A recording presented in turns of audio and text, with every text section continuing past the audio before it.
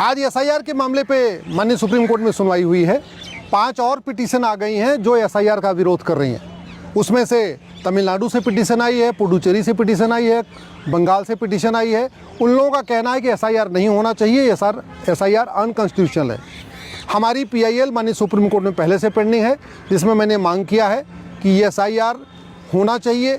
Free and fair election के लिए ज़रूरी है ये एसआईआर हो और एक भी फर्जी वोटर भारत में न हो। मैंने अपनी पीआईएल में भी कहा है कि लगभग 5 करोड़ भारत में फर्जी वोटर हैं और जब तक एसआईआर नहीं होगा तब तक इन फर्जी वोटर्स को पकड़ना बहुत मुश्किल है। पिछले तारीख पे बिहार के मामले में माननीय सुप्रीम कोर्ट ने आधार को अलाउ कर दिया था कि आधार को भी एक डॉक्यूमेंट के तरीके उपयोग किया जाएगा। मैंने उस माननीय सुप्रीम कोर्ट के आदेश का विरोध किया है और आज मैंने माननीय सुप्रीम कोर्ट को रिप्रेजेंटेशन ऑफ पीपल एक्ट और आधार एक्ट का हवाला देके कहा है कि आधार न तो रेजिडेंस प्रूफ है, आधार न तो सिटीजनशिप का प्रूफ है, आधार न तो एज प्रूफ है। और आधार जो अभी नए निकल रहे हैं 2023 के बाद से जो आधार प्रिंट हो रहे हैं उसमें लिखा भी है कि आधार न तो एज प्रूफ है, न तो रेजिडेंस प्रूफ है, न तो सिटीजनशिप का प्रूफ है। किसी भी एरिया में वोटर लिस्ट में अपना नाम जुड़वाने के लिए 3 कंडीशन ज़रूरी है। वो व्यक्ति भारत का नागरिक होना चाहिए, उसका उसी क्षेत्र में घर होना चाहिए और वो 18 साल की उम्र उसकी पूरी होनी चाहिए, हो चुकी होनी चाहिए। चूँकि आधार न तो सिटीजनशिप का प्रूफ है, न तो रेजिडेंस का प्रूफ है, न तो एज का प्रूफ है, इसलिए आधार को केवल और केवल आइडेंटिटी के लिए यूज़ किया जाए। आधार का उपयोग केवल फर्जी वोट्स को पकड़ने के लिए करना चाहिए, फर्जी वोटर को पकड़ने के लिए करना चाहिए, न कि आधार को किसी डॉक्यूमेंट के रूप में मानना चाहिए। ये आज मैंने माननीय सुप्रीम कोर्ट को दलील दिया है और मैंने माननीय सुप्रीम कोर्ट से कहा है कि अगली सुनवाई जब 26 नवंबर को होगी तो उससे पहले हमें सुन लें। इस हमारी पीआईएल पे भारत की सभी राज्य सरकारों को माननीय सुप्रीम कोर्ट ने नोटिस जारी किया है। कई राज्य सरकारें विरोध करने के लिए सुप्रीम कोर्ट में आ गई हैं, लेकिन समर्थन में एक भी राज्य सरकार अभी तक नहीं आई है। एसआईआर होना चाहिए ऐसा कह तो रहे हैं सब लोग, लेकिन माननीय सुप्रीम कोर्ट में कभी कोई नहीं आया।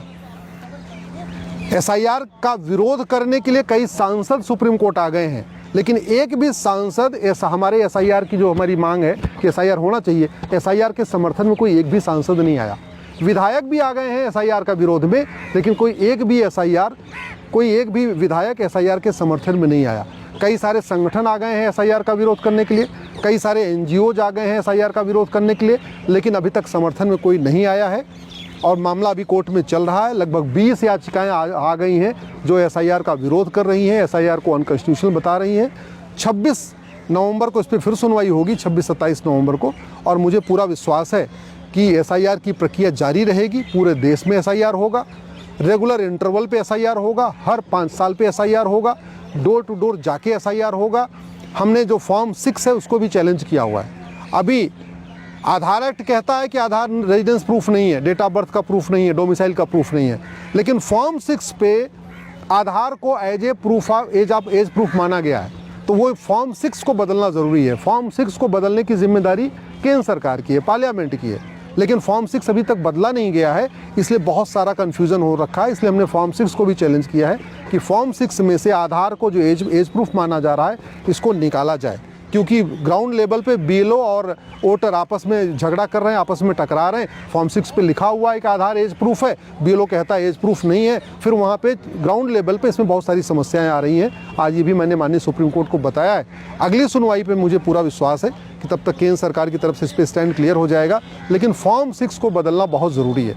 एक और जो समस्या आ रही है आधार एक्ट को लेके, चूँकि आधार एक्ट में लिखा हुआ है कि कोई भी व्यक्ति जो 6 महीने भारत में रह ले उसका आधार बन सकता है, और बड़े पैमाने पे जिनको पार्षद का चुनाव लड़ना है, प्रधान का चुनाव लड़ना है, विधायक का चुनाव लड़ना है या लोकसभा का चुनाव लड़ना है, वो लोग घुसपैठियों का आधार बनवा रहे हैं। आधार बनवाने के लिए केवल एक लेटर हेड पे लिख के देना है, पार्षद प्रधान लिख दे या सांसद विधायक लिख दे कि हाँ ये 6 महीने से यहाँ रह रहे हैं, तो आधार बन जाता है।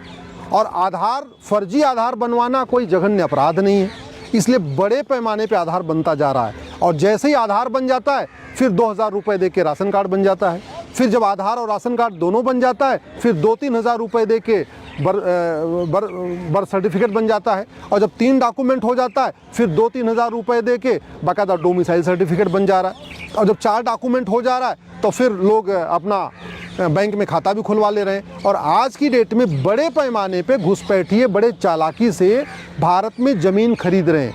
भले ही एक बिस्वा खरीद रहे हैं या 2 बिस्वा खरीद रहे हैं या छोटा सा जमीन टुकड़ा खरीद रहे हैं, लेकिन वो ज़मीन खरीद रहे हैं जिससे उनका मालिकाना हक यहाँ इस्टेब्लिश हो जाए। और चूंकि तहसील में भ्रष्टाचार है, इसलिए कोई देख नहीं रहा है कि जिसकी ये जो रजिस्ट्री कराने वाला कौन है, बेचने वाला कौन है, खरीदने वाला कौन है। और धीरे धीरे रोहिंग्या हैं या बांग्लादेशी हैं, वो देहात के एरिया में, रूरल एरिया में जा के वहाँ पे ज़मीनों का पट्टा भी करवा रहे हैं, ज़मीन अपने नाम पे खरीद भी रहे हैं। और जब उनके पास चूँकि 5-6 डॉक्यूमेंट हो गया, ज़मीन उनके नाम पे हो गई, तो फिर आप NRC करिए, SIR करिए, कुछ भी करिए, आप उनको बाहर निकाल नहीं सकते। इसलिए मेरा केंद्र सरकार से अनुरोध है कि सबसे पहले वो फॉर्म 6 को बदलें, तत्काल बदलें। दूसरा, आधार एक्ट में एक क्लॉज डालें कि फर्जी आधार बनाना और बनवाना जघन्य अपराध है। ये फर्जीवाड़ा जो है चल रहा है कॉमन सर्विस सेंटर पे, वहाँ बड़ा डिस्प्ले बोर्ड लगाएं और वहाँ लिखा होना चाहिए साफ साफ कि अगर कोई कॉमन सर्विस सेंटर वाला फर्जी आधार बनाएगा उसको 10 साल सज़ा होगी, या कोई व्यक्ति अगर फर्जी आधार बनवाएगा उसको भी सज़ा होगी। जब तक फर्जी डॉक्यूमेंट बनाने और बनवाने पे कठोर कानून नहीं होगा, इनको सज़ा नहीं होगी, तब तक न SIR सफल हो पाएगा, न NRC सफल हो पाएगा।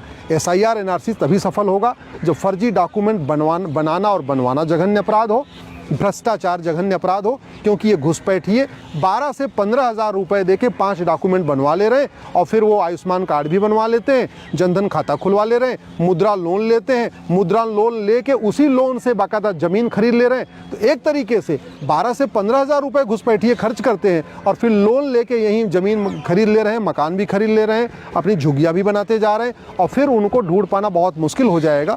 इसलिए आधार एक्ट को बदलना ज़रूरी है, प्रिवेंशन ऑफ करप्शन एक्ट को बदलना ज़रूरी है, फॉर्म 6 को बदलना ज़रूरी है।